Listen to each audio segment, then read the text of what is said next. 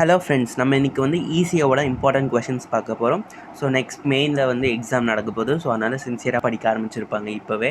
So இருக்க questions இம்பார்ட்டண்ட்டான question இதுலேருந்து மேக்ஸிமம் வரும், வராத பட்சத்துலேயும் போகலாம். ஸோ அதனால் இருக்கக்கூடிய இம்பார்ட்டண்ட்டான கொஷின்ஸை எல்லாருமே பாருங்கள். இது பாண்டிச்சேரி சிலபஸோட 2014 அந்த மாதிரி செட்டோட சிலபஸ் இது. ஸோ இதுக்கப்புறம் வர பேட்சஸ்க்கு மாறும், சப்ஜெக்டே மாறும் ஈஸியில். ஸோ இது வந்து 4th செமஸ்டரோட இசிஏ பேப்பர்.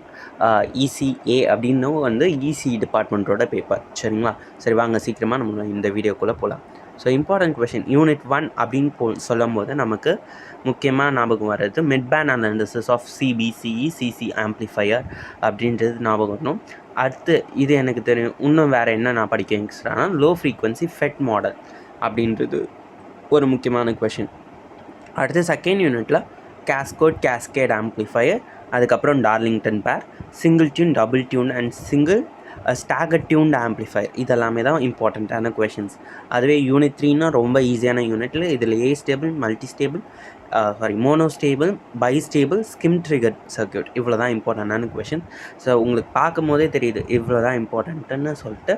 அடுத்து டைம் பேஸ் சிக்னல்ஸ் அப்படின்றது தான் இம்பார்ட்டன்ட். இதில் RC ramp generator, constant ramp generator, UJT sawtooth generator, boot ramp generator, அதுக்கப்புறம் function generator, Miller integrated ramps generator ரொம்ப important. And then triangular wave generator, pulse generator circuit, இதெல்லாமே தான் இம்பார்ட்டண்டான questions. அடுத்து unit 5னா ரொம்ப easy. Class A amplify, class B power amplifiers. So 2 power amplifier class A class B கண்டிப்பாக கேட்பாங்க.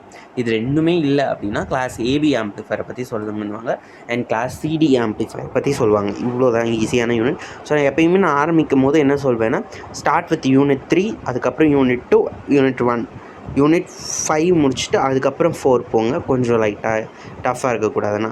So இவ்வளோ கம்ப்ளீட்டான யூனிட்ஸு ஈஸியாக நீங்கள் படித்து மார்க் எடுக்கிற மாதிரி தான் இருக்கும்.